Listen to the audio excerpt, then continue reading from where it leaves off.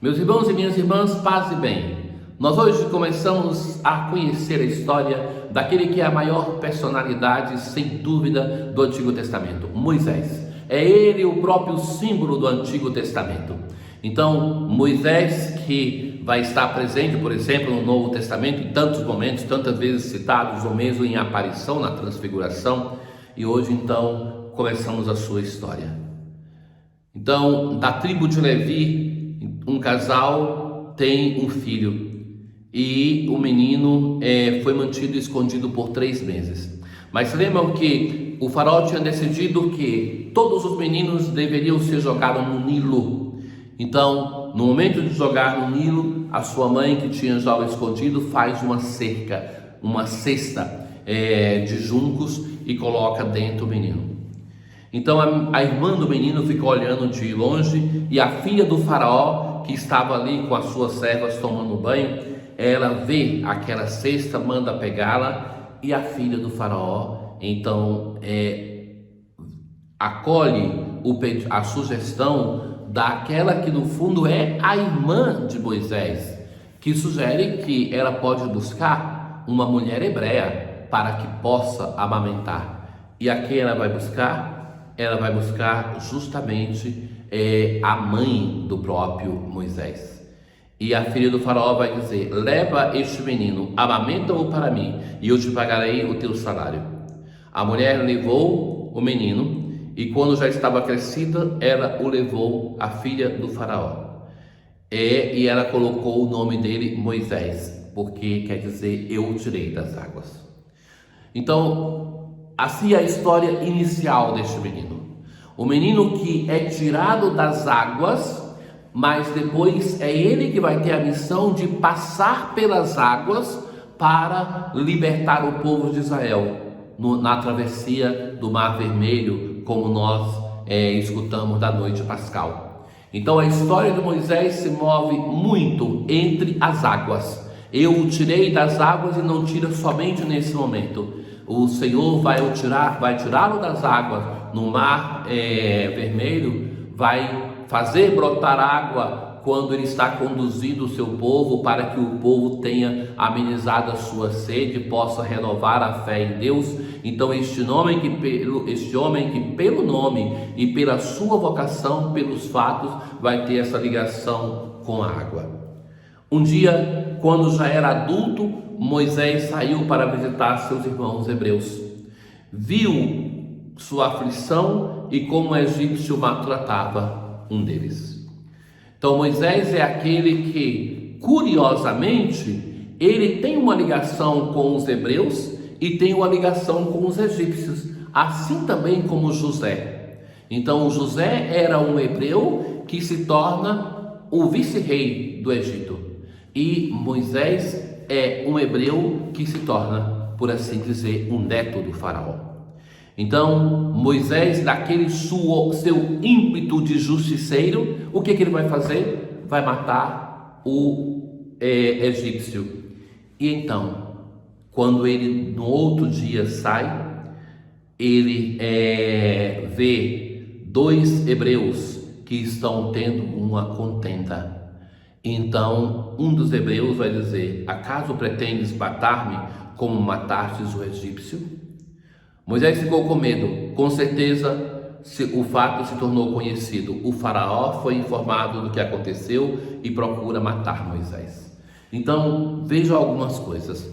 Primeira coisa é isso, que é um hebreu que se revolta contra Moisés, que está querendo salvar os hebreus. Depois, uma outra coisa: esse jovem Moisés é ainda um homem que pensa que vai debelar a violência do faraó com uma violência, sendo justiceiro. E ele precisa ainda aprender que a força salvadora de Deus se mostra não através dos seus músculos, mas através da sua escuta da palavra de Deus. Então é um jovem ainda que precisa crescer, mas nós vamos ver ainda como aos poucos vai se formando este grande Moisés, que nós vamos ter diversos capítulos para conhecer a sua história. É a palavra de Deus de novo que veio a nós através do Evangelho de Mateus. Observem que Mateus nós estamos lendo nas leituras feriais, quer dizer, de segunda a sábado, e Marcos no domingo. São dois ciclos diferentes, porque muitos dos fiéis vêm à missa dominical, então que essa é a missa de preceito. Então, para eles, a igreja reserva neste ano a leitura do Evangelho de Marcos, como em outro ano passado foi Mateus e próximo ano vai ser Lucas. Mas para aqueles que são de missa diária, se lê o Evangelho do domingo, mas não só isso, tem o grande tesouro da palavra que a igreja libera para nós na leitura também da semana.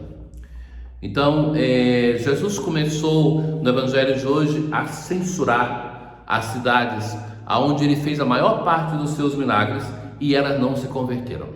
Então, atenção, irmãos meus, que é uma coisa que sempre insisto, que para nós que somos uma geração, como Jesus também vai dizer no Evangelho, essa geração busca milagres. Nós nos tornamos uma geração que busca milagres. Então, é uma característica da fé do nosso tempo, mais no Brasil do que em outros lugares. E às vezes nós não conseguimos ser críticos da nossa própria cultura, mas para quem tem a chance, como eu tive essa graça, de conhecer um pouco o mundo, nós vemos como isso é um traço muito do Brasil, a busca de milagres. E no fundo, a perversão da própria fé, porque se considera em muitos âmbitos que se uma pessoa tem fé, ela não vai sofrer com doença, com os diversos sofrimentos dessa vida. Mas percebe que isso não tem nenhum fundamento? Porque seria dizer então que Jesus não teve fé. Quem sofreu mais do que ele? Então, a fé não é uma solução para os nossos problemas desta vida. Então, cuidado, porque a busca incansável por milagres não denota uma fé verdadeira, mas sim que eu estou no centro da minha busca. Então, quero fazer da relação com Deus uma relação que Ele esteja a meu serviço para resolver os problemas. Vejam que não são poucos, praticamente todos os santos tiveram muita doença, muito sofrimento. Então, que a fé deve ser buscada não tanto para que eu não sofra algum percalço, alguma dor, alguma coisa nessa vida, mas que eu possa, a partir da experiência de encontro com Deus, mudar até mesmo a minha relação com a dor, com a doença, com a morte. Mas Jesus então no Evangelho de hoje vai dizer assim: ai de ti, Corazim, ai de ti, Betsaida, porque se os milagres que se realizaram no meio de vós tivessem sido realizados em Tiro e Sidônia, há muito tempo elas teriam feito penitência. Então a primeira cidade que Jesus vai, são as cidades das regiões do lago, Corazim e Betsaida. E depois Jesus vai falar assim: pois bem, eu vos digo, no dia do julgamento, Tiro e Sidônia serão tratadas com menos dureza do que vós.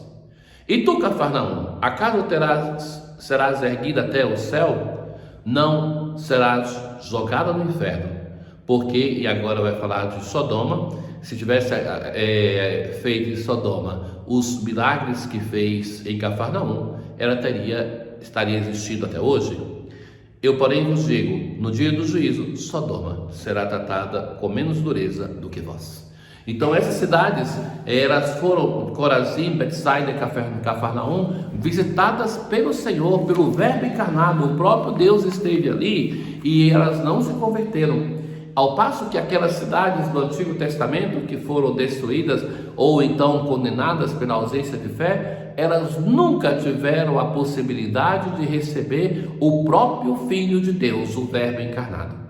Então, isso também vale para nós ainda mais hoje, porque a ascensão do Senhor não diminuiu a sua presença, mas ampliou a sua presença. É Jesus que está presente hoje, não só aquele homem que estava em Cafarnaum, em Betsaida, em Corazim, mas é Jesus que está presente em cada igreja, em cada irmão, através do seu Espírito, através da sua palavra, através dos sacramentos. E nós muito mais hoje temos o dever de ser pessoas que escutam a palavra de Deus e nos convertamos. Ai de nós se isso não acontece. Tenham todos um bom dia. O Senhor esteja convosco, Ele está no meio de nós. Abençoe-vos Deus Todo-Poderoso, o Pai, o Filho e o Espírito Santo. Paz.